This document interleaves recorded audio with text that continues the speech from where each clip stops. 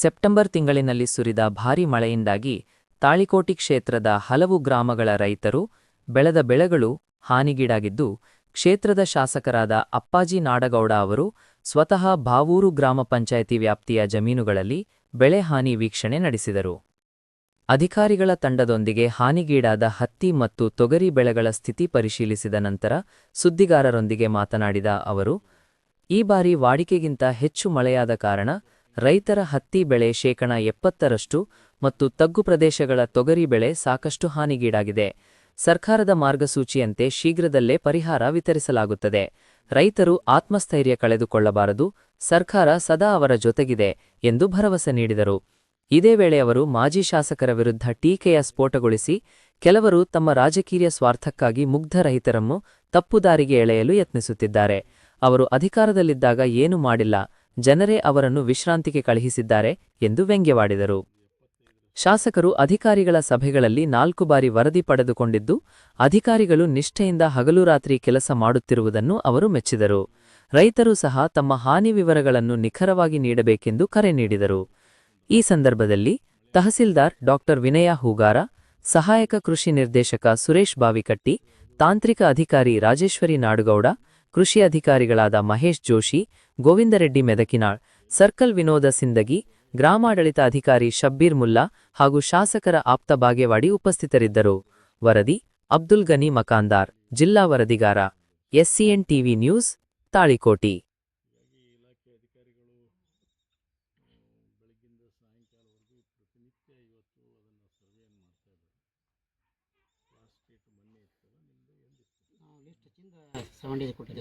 List ಎತ್ತಿಂದ 7 ದಿವಸದವರೆಗೂ ಸಮೀಕ್ಷೆ ಮಾಡಿ ಆಕ್ಷೇಪಣೆಗಳಿದ್ರೆ ಕೊಡಿ ಅಂತೇಳಿ. ಈಗ ಆಕ್ಷೇಪಣೆಗಳು ಕೂಡ ಬರ್ತಾ ಇದ್ದಾವೆ. ಅವ್ರು ಮತ್ತೊಮ್ಮೆ ಪರಿಶೀಲನೆ ಮಾಡ್ತಾರೆ. ಮತ್ತೊಮ್ಮೆ ಆಕ್ಷೇಪಣೆ ಎಲ್ಲಿ ಬಂದವು ರ್ಯಾಂಡಮ್ ಆಗಿ ಅಲ್ಲಿ 1-2-3 ಹೊಲಕ್ಕೆ ಹೋಗಿ ನೋಡ್ತಾರೆ. ನೋಡಿ ಅಲ್ಲಿ ನಿಜವಾದ ಬೆಳೆ ಹಾನಿ ಆಗಿತ್ತು ಅಂತಂದ್ರೆ ಅದು ಸರ್ಕಾರಕ್ಕೆ ಶಿಫಾರಸು ಮಾಡಿ ರೈತರಿಗೆ ಪರಿಹಾರ ಕೊಡಿಸ್ತಕ್ಕಂಥ ನಿಯಮಾವಳಿ ಪ್ರಕಾರ ಪರಿಹಾರ ಹೆಂಗೆ ಬರಬೇಕು ಅದು ಕೊಡಿಸ್ತಾರೆ. ಸೊ ಹೀಗಾಗಿ ನಾವು ಯಾರೂ ಆತಂಕದ ಒಳಗಿರೋದಂಥ ಅವಶ್ಯಕತೆ ಇಲ್ಲ.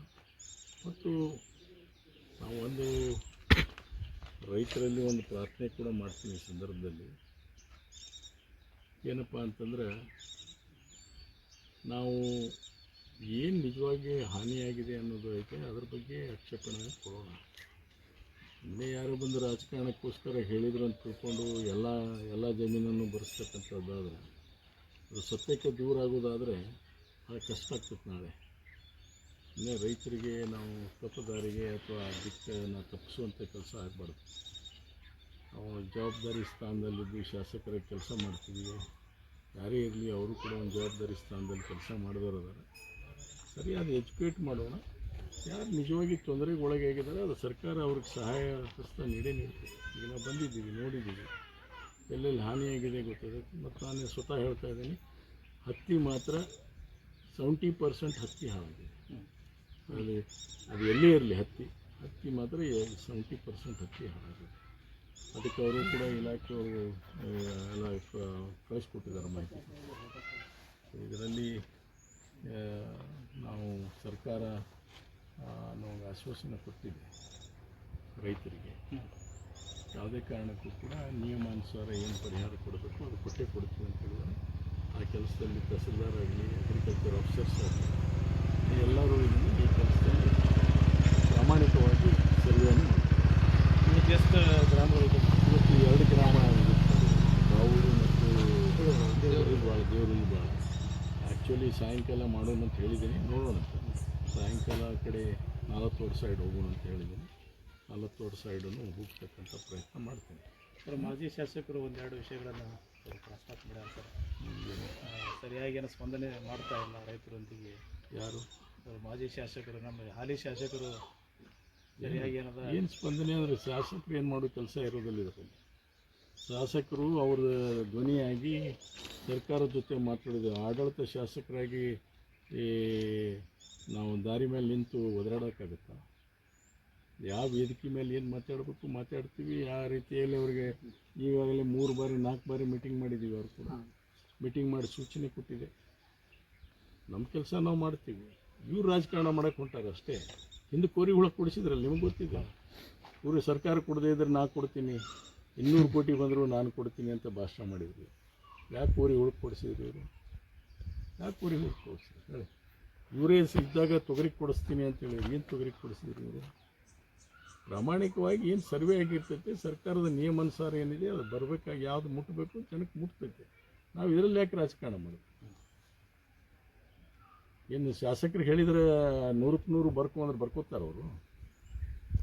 ಇವತ್ತು ಗೂಗಲ್ ಸರ್ವೆ ಇದೆ, ಗೂಗಲ್ ಮ್ಯಾಪಿಂಗ್ ಇದೆ, ದ್ರೋಣ ಸರ್ವೆ ಮಾಡ್ತಾರೆ, ಮತ್ತು ಕ್ರಾಪ್ ಕಟ್ಟಿಂಗ್ ಇಳುವರಿ ಇದೆ, ಇನ್ಶೂರೆನ್ಸ್ ಕಂಪ್ನಿ ಇದೆ. ಇನ್ಶೂರೆನ್ಸ್ ಕಂಪ್ನಿ ಕೂಡ ಒನ್ ಆಫ್ ದ ಪಾರ್ಟಿ. ಅವರು ಕೂಡ ಇನ್ಶೂರೆನ್ಸ್ ಕಂಪ್ನಿ ಯಾವ ಇನ್ಶೂರೆನ್ಸ್ ಮಾಡಿಸಿದ್ದಾರೆ, ಓರಿಯೆಂಟಲ್ ಇನ್ಶೂರೆನ್ಸ್ ಕಂಪ್ನಿಯವರು ಎಲ್ಲಿ ಇನ್ಶೂರೆನ್ಸ್ ಆಗಿದೆ ಅವರು ಕೂಡ ತಮ್ಮದೇ ಆದಂಥ ಟೀಮ್ ತೊಗೊಂಡು ಅವರು ಸರ್ವೆ ಮಾಡ್ತಾರೆ. ಮತ್ತು ಇದರಲ್ಲಿ ಸ್ಪಂದಿಸೋದಿಲ್ಲ ಶಾಸಕರು. ನೀವು ರಾಜಕಾರಣ ಯಾಕೆ ಮಾಡ್ತೀವಿ? ಸಾಕು ಮಾಡ್ಮಾರ, ರೆಸ್ಟ್ ತಗೋರಿ, ಒಂದು ಸ್ವಲ್ಪ ರೆಸ್ಟ್ ತಗೋರಿ. ಬರೀ ಮುಂಜಾನಿಂದ ಸಂಜೆ ತನಕ ರಾಜಕಾರಣ ಮಾಡೋದು, ಯಾರಿಗಾರದ ದೊಡ್ಡವ್ರಿಗೆ ಸಣ್ಣವ್ರಿಗೆ ಕೂಡಿ ಇಲ್ಲದ ಸಲ್ಲದ ಭಾಷೆಗಳನ್ನು ಉಪಯೋಗ ಮಾಡಿಕೊಂಡು ಮಾತಾಡೋದ್ರಿಂದ ಭಾಳ ದೊಡ್ಡವರಾಗ್ತೀರಿ ಅಂತ ತಿಳ್ಕೊಂಡ್ರೆ ಅದು ನಿಮ್ಮ ಹಗಲು ಕನಸು ಅಂತ ನಾನು ಇವತ್ತು ಹೇಳ್ತೀನಿ ಅವರಿಗೆ. ರೈತರು ಇದ್ರ ಬಗ್ಗೆ ಜಾಗೃತರಾಗಿರಿ, ಎಚ್ಚರದಿಂದಿರಿ ದಯವಿಟ್ಟು.